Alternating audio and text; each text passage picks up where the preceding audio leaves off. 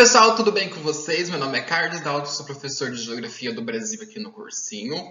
E hoje nós vamos dar continuidade à nossa unidade número 11, né, da parte número 2. E vamos dar o encerramento sobre o tema dos domínios morfoclimáticos, né? Que foi desenvolvido pelo Aziz Absaber, como nós vimos na última aula. Vocês estão reparando, né, que esse conteúdo é uma grande revisão de toda a matéria que a gente já viu, né, sobre clima, meio ambiente, relevo, hidrografia também, né? Porque os domínios morfoclimáticos, eles foram desenvolvidos a partir dessas características, principalmente por Aziz Absaber. Nesta aula também vocês vão ver que é uma grande revisão do que a gente já viu, uma continuidade, né? Nós vamos terminar este conteúdo porque na próxima aula nós vamos começar a nossa unidade número 12 falando sobre fontes de energia. Quais são as fontes de energias presentes no território brasileiro? Antes de a gente começar a nossa última aula da nossa unidade número 11, vamos ver agora os principais assuntos que nós vimos na aula passada. Bom, nós falamos na aula passada, pessoal, sobre o domínio morfoclimático amazônico, o cerrado e mares de morros, né? Então, o amazônico, nós vimos que ele é o quê? Tem um solo chamado latossolo, que é formado em grande parte por material mineral, e nós temos também os argissolos, que apresentam uma separação bastante nítida relativamente a horizontes das cores, né? Você lembra lá quando a gente viu nossa aula sobre geologia, nós vimos sobre as camadas do solo? Lembre-se que ele tem aquelas cores e cada cor ela tem suas características e um nome específico. E no caso aqui sobre os domínios morfoclimáticos amazônicos, nós temos os argissolos. Sobre o cerrado, o solo do cerrado é tipicamente avermelhado e pode ser arenoso ou argiloso, depende a sua localização, né? A vegetação consiste majoritariamente em arbustos e árvores baixas. Lembre-se, no cerrado nós não temos uma característica gerais, podemos ter sim pontos específicos de vegetações um pouco mais altas. Mas as suas características gerais, pessoal, a vegetação ela é arbusta e também baixas.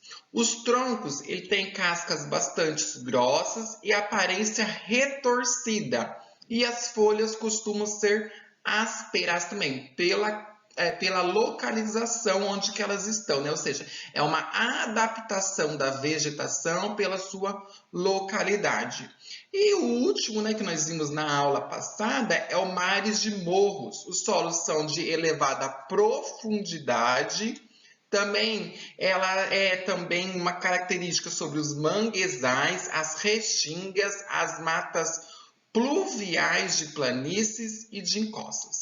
Então, essas são algumas das características que nós vimos na aula passada, mas nós também temos algumas outras sobre vegetação, coloquei também algumas espécies de animais que vivem naquelas localidades, temos a hidrografia, temos as características do solo, foi o principal pontos que eu trouxe aqui para vocês, porque eu creio que possa mais aparecer no vestibular. Por quê? Pelas questões das queimadas, né? As queimadas, além de nós estarmos destruindo a vegetação, a biodiversidade, o fogo, que é uma alta temperatura, ela também acaba prejudicando a qualidade do solo. Bom, na aula de hoje, o que nós vamos ver? Nós vamos terminar esse assunto, como eu falei no começo dessa aula, né?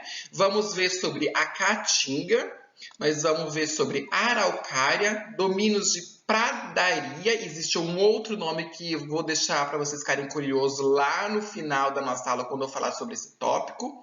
E as faixas de transição. Onde que estão essas faixas de transição, né? Aí eu deixei aqui para ficar mais fácil para vocês estarem se localizando na apostila, está na página 190 e 191. Lembre-se de fazer exercícios da apostila e exercícios propostos também. E como é de costume, pessoal, eu deixarei um resumo de toda a nossa aula, vamos fazer um exercício resolvido no final da aula e também deixarei exercícios propostos lá na sala do Class e também deixarei o link para vocês aqui na descrição do nosso vídeo. Tá bom? Então, vocês vão ver também que é um resumo de todo o conteúdo, como mesmo eu já disse, vários assuntos vocês vão acabar achando que são repetidos, mas é porque os domínios morfoclimáticos eles foram caracterizados, eles foram construídos a partir de algumas características já existentes.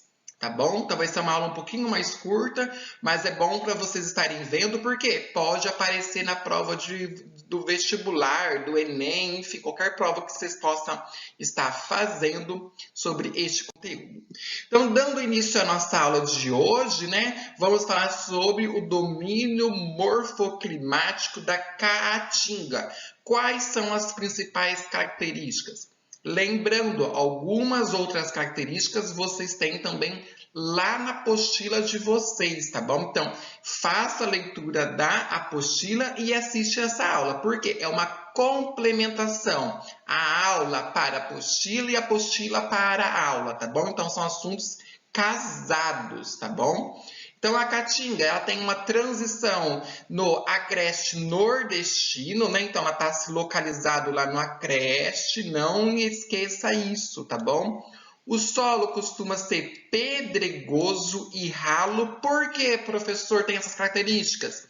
Principalmente pela falta de o quê? De água no solo, né? Nós temos muita pouca precipitação de chuvas nessas localidades, o que faz o solo ser um pouco mais pobre, ser mais pedregoso. Lembre-se, pedregoso vem de pedra, pessoal. E também ralo, né? Não temos grandes profundidades, pela falta principalmente de precipitações lá naquelas localidades. A vegetação, ela é composta por plantas espinhosas, como os cactos, né? Que quando a gente fala sobre agreste, até mesmo algumas novelas que já teve, filmes, seriados, quando eles gravam naquelas localidades, vocês podem ver que aparece muitas vezes os cactos, né? Quando nós vemos os cactos, às vezes pode ser uma flor, né? Que às vezes a gente acaba plantando nas nossas casas, em vasos, né? Tem alguns cactos, né? Que a gente acaba trazendo, né? Como uma flor qualquer, né? Que tem pessoas que gostam, daí no caso. Os cactos, por muitas vezes, a gente acaba lembrando dessa região mesmo. Então, sempre guarde, tá bom? Caatinga, sua principal vegetação é os cactos. Que é o que, pessoal? A vegetação, ela tem umas espécies de arbustivas e também herbáceas também. Então, entre as características gerais de toda a vegetação da caatinga, nós temos arbustivas e as herbáceas, tá bem? As transposições dos rios costumam ser a principal solução apontada para resolver os problemas das secas, como teve a transposição do rio São Francisco, né, que já está na sua finalização. Alguns canais já estão ativos, né, já estão funcionando, outros ainda falta, às vezes, terminar as obras. E a transposição dos rios, como mesmo coloquei, eles são umas grandes soluções para resolver entre partes os problemas da seca. Sabemos que os problemas da seca naquela localidade não será resolvida na sua totalidade, mas sim em partes, né? E a transposição do Rio São Francisco, né, pessoal, teve bastantes debates, teve bastantes questões jurídicas, né? Se iria resolver ou não, se o dinheiro investido seria mesmo resolvido, né? Se iria resolver essa questão, né? Até mesmo o Rio São Francisco, uma das suas grandes fontes, além da eletricidade, né, que temos algumas usinas hidrelétricas ao longo do Rio São Francisco, ele é utilizado para a irrigação, principalmente de frutas. Quando vocês forem ao supermercado, vocês forem comprar algumas frutas, principalmente manga, melancia, melão, essas frutas mais típicas que necessitam de áreas mais quentes, vocês vão ver, pessoal, que ela vem principalmente da região Nordeste.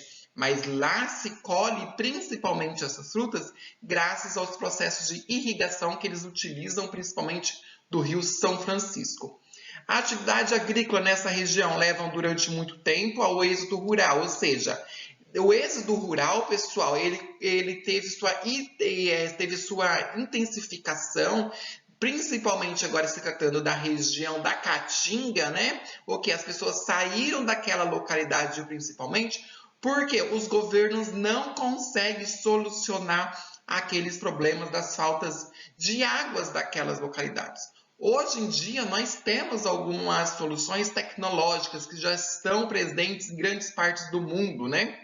Mas, infelizmente, lá não se resolveu. Por exemplo, em Israel, nós temos grandes partes do país, é muito seco, mas eles utilizam de tecnologia, daí no caso, que traz água, daí no caso, de outras localidades, fazem o tratamento dessas águas e é utilizado para a irrigação, o consumo próprio também, para as outras finalidades. Então, tecnologia existe. O problema é que falta políticas públicas, né?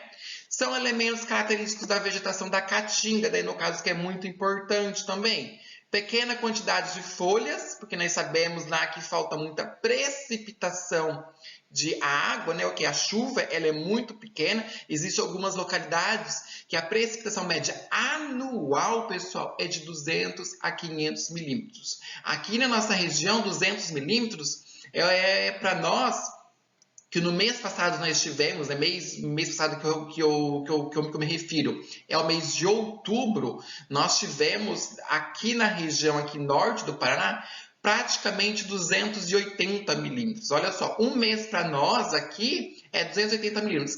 Lá para eles, na região da Caatinga, pessoal, 200 a 500 milímetros é anual, ou seja, é muita pouca precipitação para as altas temperaturas naquelas localidades, né? Por quê? Temos muita evaporação, né, de água, né? O que faz o solo ser pedregoso e ralo. Então, os troncos, eles são retorcidos e muitos resistentes. Grande quantidade de espinhos, como falei, os cactos, caules grossos e raízes profundas, porque as plantas se adaptam àquela localidade, né, pessoal? Então, são plantas que se adaptaram ao longo do tempo, que sabemos que a questão, da seca na região Nordeste, ela é o quê? Histórica. Desde a nossa colonização, já existia relatos que existiam naquelas localidades áreas muito secas, né? Bom, aqui eu trouxe para vocês uma imagem, né, que explica muito bem o que eu disse sobre as características. Aqui nós temos uma imagem de cacto, daí no caso, ó, vocês podem estar vendo que tem espinhos. E também nós temos a vegetação, olha só, sem folhas também, é uma característica. E o solo, pessoal, vocês podem ver que ele é pedregoso, né? Olha só, bem diferente aqui da região norte aqui do Paraná, onde que a maioria de vocês estão, né? Que aqui o solo ele é argiloso, né? Então ele é bem diferente, né? Então essas é umas imagens que possa aparecer na prova de vocês e eles pedirem as características dessa região. Então vocês vão ter que identificar qual é a região e apontar as características.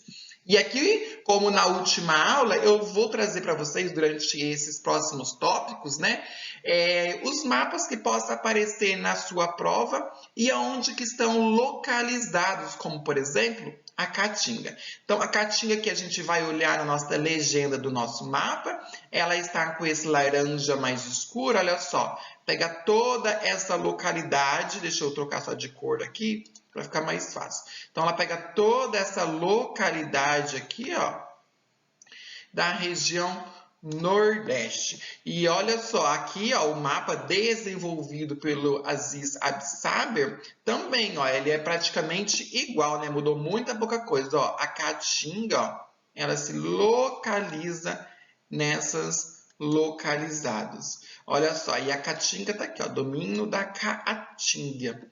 Tá bom, pessoal? Então, essas são as principais características. Vamos agora para domínio morfoclimático sobre a araucária. Ela é mais simples, né? Mais localizadas e mais fácil para vocês entenderem, porque vocês estão, na maioria de vocês, aqui no estado do Paraná. Então, é mais tranquilo vocês identificar as características sobre as araucárias, né? Então, ela apresenta o clima subtropical principalmente, tá bom? Pode aparecer alguns outros. Alta pluviosidade e invernos relativamente brandos. Por quê? Nós temos que temperaturas, nós temos o que? Amplitude térmica elevada nessas localidades. Ocupa áreas dos planaltos, seu solo é muito diversificado. Por quê, pessoal? Ela está o quê? Em Santa Catarina, também nós temos aqui no estado do Paraná, e algumas localidades, principalmente as áreas mais elevadas, que são as altitudes maiores, principalmente de Rio de Janeiro e de Minas Gerais. Então, ela é bem diversificada, tá bom? A mata da araucária, ela pode ser também conhecida, ela pode aparecer na sua prova como mata dos pinhais também. Então, fica muito atento, pessoal. Às vezes a gente coloca um termo específico aqui na aula aqui de vocês, ou está na sua também apostila, mas pode aparecer também alguns outros termos que significam a mesma coisa, tá bom? Então, vocês têm que estar identificando. Como nesse caso aqui, araucária e mata dos pinhais é a mesma coisa. Ela resta apenas 3% da sua área original. Por quê, pessoal? Lembre-se do processo de colonização. Lembre-se por que eles desmataram a araucária e o que eles fizeram com a madeira, né? Construíram casas e também, né, pessoal, grande exportação, além também da construção de móveis também, né? Lembre-se disso também. Então, foi devido à instalação de indústrias, agropecuária, sua expansão da agropecuária, desmataram aquelas localidades para se produzir soja, milho, feijão, o café também, dependendo das localidades, enfim, os produtos agropecuários também, além de instalação de indústrias.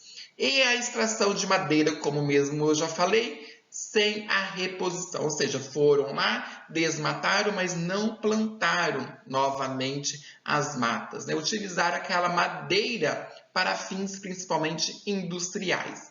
A araucária é uma espécie de espinho, né? Ou seja, é um pinho mesmo, né? A gente sempre, eu falei em algumas aulas anteriores que a araucária, pessoal, ela lembra muito a árvore de Natal. Lembre-se, a araucária, lembre-se do pinheiro, tá bom? Ou seja, ela é uma espécie conífera, porque ela apresenta espinho, pinheiro. Lembre-se, árvore de Natal. Vai lembrar do quê? Da araucária ou da mata dos pinhais, tá bom? Essa vegetação ocorre também em algumas partes mais elevadas da região sudeste, como eu falei, principalmente os pontos de altitudes maiores do Rio de Janeiro e de Minas Gerais, tá bom? Então aqui eu trouxe para vocês algumas imagens da araucária. Quem for fazer o vestibular da UEL e quem passar no vestibular da UEL, vocês vão perceber que existe araucária no campus universitário da Universidade Estadual de Londrina, aqui no estado do Paraná, né? Então, para nós que estamos aqui na região aqui do Paraná, ou até mesmo sul aqui de São Paulo, para nós essas imagens, para nós é um pouco mais comum, para a gente estar vendo, e é mais fácil da gente estar relacionando, né, quando se fala de mata de araucária, né? Sua localização, vamos ver aqui nos dois mapas também. Vamos tentar achar aqui, ó, mata das araucárias. É esse roxinho aqui, olha só. Está sobre o estado do Paraná, parte de Santa Catarina e muito pouco sobre Rio Grande do Sul.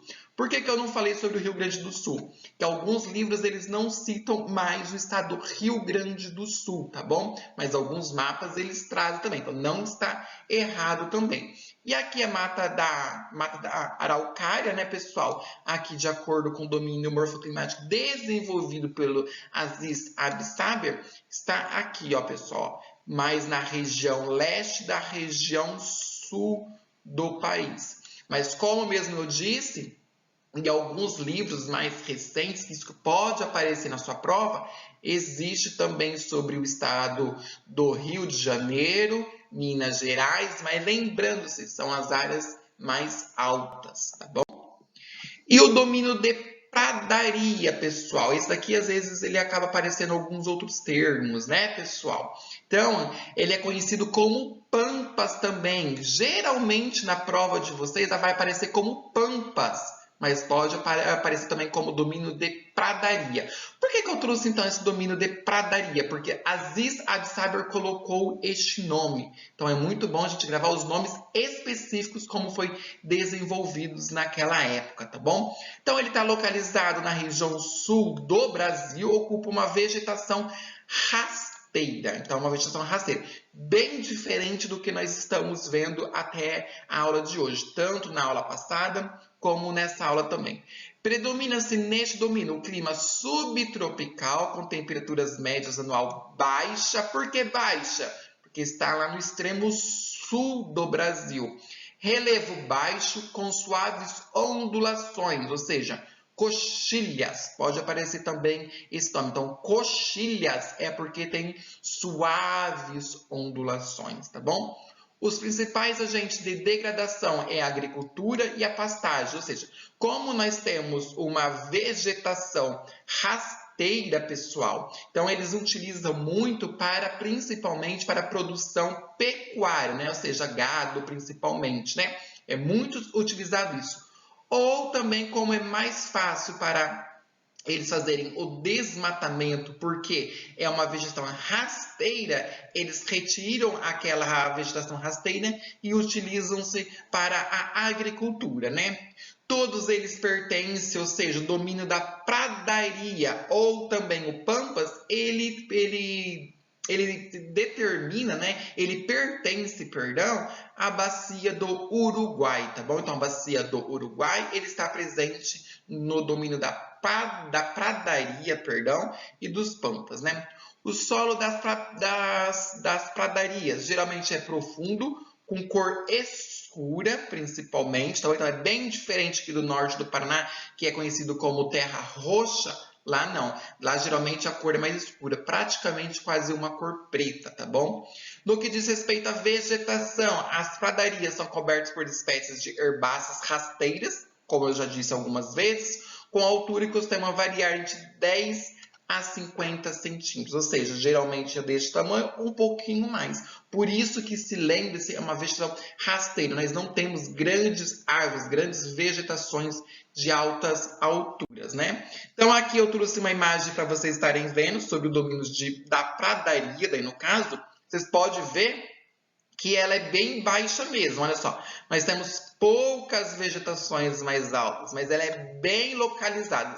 Não é que foi desmatado essas localidades, é uma característica da região mesmo, tá bom? Então vocês podem ver, olha só, esse daqui, pessoal, ó, que eu peguei a imagem, ó, isso daqui é uma cerca, isso daqui, ó, é uma cerca que provavelmente existe a produção da pecuária, ou seja, os gados, né? Ou seja, já cercaram essa área aqui para ter a produção de gado, daí no caso. Por isso que é muito utilizado, principalmente em toda a produção agropecuária e também sobre a agricultura, né? Como mesmo eu disse, é mais fácil para eles estarem desmatando essas áreas para eles estarem fazendo o cultivo. Pode ser de soja, né? No caso de trigo principalmente, né, pessoal? Porque ele se adapta às baixas temperaturas. E onde que está as pradarias? É este amarelo aqui, ó lá. Aqui nós temos o mapa aqui do Brasil e ele está localizado no extremo sul do Brasil, né? Principalmente a região oeste e sul do Rio Grande do Sul. E também o mapa desenvolvido por Aziz Absaber também, ó, ele mostra a mesma coisa, ó, pradarias está no extremo sul do país. Por isso que eu coloquei o nome, domínio de pradaria, tá bom? E não de pampas, porque o nome de pampas, ele foi, pessoal, desenvolvido, ele foi criado, este termo, posterior. E o correto é a gente usar os termos que Aziz Absaber, ele acabou criando naquela época, né? Desenvolvendo naquela época, porque são esses termos que aparecem na sua prova. E por último, encerrando já toda essa parte sobre domínios morfoclimáticos, vamos falar das faixas de transição. O que são faixas de transição e onde que elas estão localizadas? Primeiro, vamos falar sobre as matas dos cocais, ou seja, ela está nos estados do Piauí e do Maranhão, com a presença de vegetação carnauba e babaçu. Babaçu é um termo mais comum, né, que a gente já ouviu várias vezes, né? Onde que está localizado a Mata dos Cocais, pessoal? Está entre os domínios morfoclimáticos da Caatinga, a leste, com clima semiárido, lembra? Caatinga, clima semiárido. Do Cerrado ao sul, com clima tropical típico ou semiúmido, e amazônico a oeste, do clima equatorial, né? Ou seja, da floresta amazônica. Então, essa é a localização da Mata dos Cocais. O relevo dessa faixa é formado por planaltos, principalmente, chapadas da bacia da Parnaíba, destacando-se nessa área o rio da Parnaíba, que além de dividir os dois estados, apresenta a foz em delta, né? Então, o rio da Parnaíba é muito importante para o estado do Piauí, e do Maranhão também. Então, é aí que está localizado as características sobre as matas dos cocais. E os dois últimos é o agreste, que apresenta como importante área de transição a mata da zona, né, da zona da mata, a leste, com clima tropical litorâneo úmido, e a mata tropical atlântica, e o sertão a oeste, com a presença do domínio da Caatinga. O relevo é marcado pela presença do Planalto da Borborema, né, que é muito famoso, né? Várias pessoas vão viajar para aquelas localidades, pessoal, porque é muito bonito, né? Ou seja, existe muita presença de turistas, né? Visitando todas essas localidades. E o complexo do Pantanal, pessoal, ele é também considerado, de acordo com Aziz Absaber, uma faixa de transição, né? O Pantanal a gente já viu já nas nossas aulas anteriores, né? As suas características, mas é muito importante a gente falar que o complexo do Pantanal, ou seja, o Pantanal mesmo dito, ele pertence, segundo Aziz Absaber, na faixas de transição. Ou seja, o seu relevo ele é de planície, que sofre inundações periódicas, principalmente nos períodos de chuvas, né, que no caso é o verão. A sua formação ele é recente, então o complexo do Pantanal, a sua formação é recente do período quaternário da era Cenozoica. Tem alguma dúvida sobre esses termos, o que significa? Só vocês estarem voltando na aula sobre geologia do Brasil, tá bom? A vegetação é complexa, formada por diversas espécies, entre elas o cerrado, florestas, campos, palmáceas, xeromórficas, hidrólifas e outras correspondentes ao mosaico do botânico, né? Por muitas vezes, esses termos não vai aparecer na sua prova. Às vezes, o que vai aparecer na sua prova é que se o complexo do Pantanal ou o Pantanal, ele pode ser chamado também de mosaico botânico. Sim, pode ser chamado também. Por que que ele pode ser chamado? Porque nós temos vários tipos de vegetação numa determinada área, né? Ou seja, são vegetações mistas, graças às suas inundações periódicas também. Aqui, pessoal, eu trouxe para vocês uma imagem, né, da faixa de transição, daí no caso, vocês podem ver que é muito nítido, pessoal, como nós temos a distinção de duas grandes áreas, né? Ou seja, essa área aqui que está mais essa gramínea, né, que nós vimos agora há pouco, ela não foi desmatada. É característica específica, ou seja, olha só, vocês podem ver que é uma área de transição mesmo, olha só. É praticamente uma divisão entre uma vegetação com as suas características com uma outra vegetação. Por isso que nós chamamos de faixas de transição. Nem sempre as faixas de transição elas são dessa forma, bem dividida. Às vezes ela pode estar mudando, né, diminuindo a característica de uma vegetação e começando outra aos poucos, que por muitas vezes a gente não percebe, né? E é também considerado uma faixa de transição. Então aqui as faixas de transição, eu coloquei para vocês dois tipos de mapas, um bem específico que possa aparecer na sua prova, onde nós temos as matas dos cocais, que é a letra A, ó, onde que ela está localizado, entre Piauí e Maranhão. Depois nós temos o Agreste também, nordestino, olha só onde que eles estão localizados também. E também nós temos o complexo do Pantanal Mato Grossense, né? Ou conhecido como Pantanal, mas geralmente na sua prova vai aparecer Pantanal Mato Grossense, porque este é o termo oficial, tá bom? E está localizado, pessoal, nessa outra área aqui, na letra C, que pega Mato Grosso do Sul e alguns outros países da América do Sul. Então, resumindo a nossa aula, nós vimos hoje sobre a Caatinga, a Araucária, o domínio da pradaria e as faixas de transição. Quais são os pontos principais da Caatinga? Os regimes de chuvas elas são irregulares, predominância do clima semiárido, relevo de depressões, sertanejo também possa aparecer na sua prova, do São Francisco, né? Lembre-se da transposição do Rio São Francisco, solo férteis, porém não temos como ter uma agricultura muito fortificada naquelas localidades, porque nós temos baixas precipitações de chuva. Outras com coberturas com baixo teor de nutrientes e pedregosas, né? Ou seja, temos grandes variedades de solos, né? Dependendo da localidade sobre a Caatinga. E a presença de espécies de baixo e médio porte, né? A caducifólias. A araucária ocorre nas áreas de clima subtropicais com solo elevado de grau de fertilidade. Lembre-se, a terra roxa principalmente, terrenos elevados que formam os planaltos e chapadas. O domínio de pradaria, clima subtropical com temperaturas amenas e frias. Por quê, pessoal? Nós estamos lá no sul do Rio Grande do Sul. Essas características sobre o domínio das pradarias.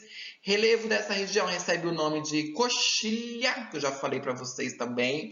Característico por feições suavemente onduladas e planas.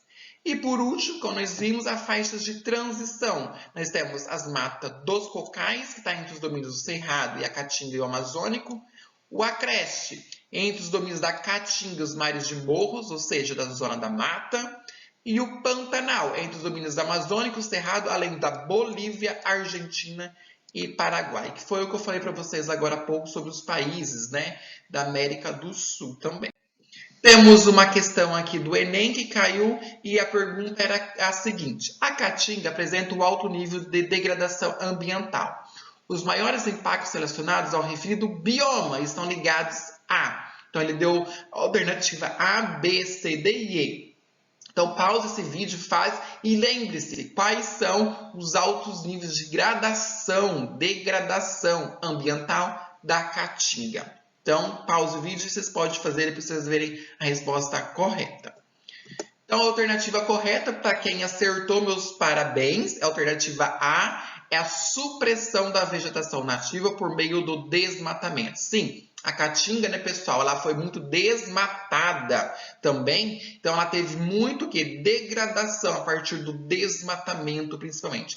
Tivemos problemas também sobre as queimadas nessas localidades também, que é um outro tipo de degradação também ambiental, tá bom? Aí tem a alternativa B, C, D e E. A B fala sobre emissões de poluentes químicos, grandes rios. Não, pessoal, nós não temos esses problemas principalmente. Pode existir problemas localidades, mas o grande problema da Caatinga não é esse.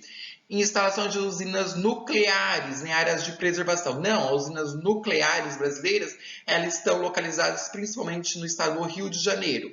D, construção de grandes barragens para geração de energia. Não, pessoal, nós não tivemos grandes problemas a respeito disso também naquelas localidades, tá bom? Não foi o grande impacto ambiental sobre o bioma da Caatinga. E aí, a expansão da atividade mineral para a exploração da bauxita. Não, professor, nós não tivemos também esses grandes problemas sobre a Caatinga. Então, a alternativa correta é a alternativa A. Bom, pessoal, na próxima aula, o que nós vamos começar a estudar? Fontes de energia, parte 1, lá da apostila de vocês, né? Na nossa unidade número 12. Vamos ver o que são essas fontes de energia, quais são, vou fazer uma breve introdução, e nós vamos falar sobre o petróleo, que é muito importante também. Até a próxima aula, pessoal. Veja e reveja essa aula quantas vezes forem necessária. Faça os exercícios da apostila, faça os exercícios propostos. Se tiver alguma dúvida, mande mensagem, pode ser pelas redes sociais ou por e-mail também. Não tem problema nenhum, estou disponíveis a vocês também, tá bom? Espero que vocês estejam estudando, se cuidando e nos vemos na próxima aula. Abraço e até mais. Tchau, pessoal!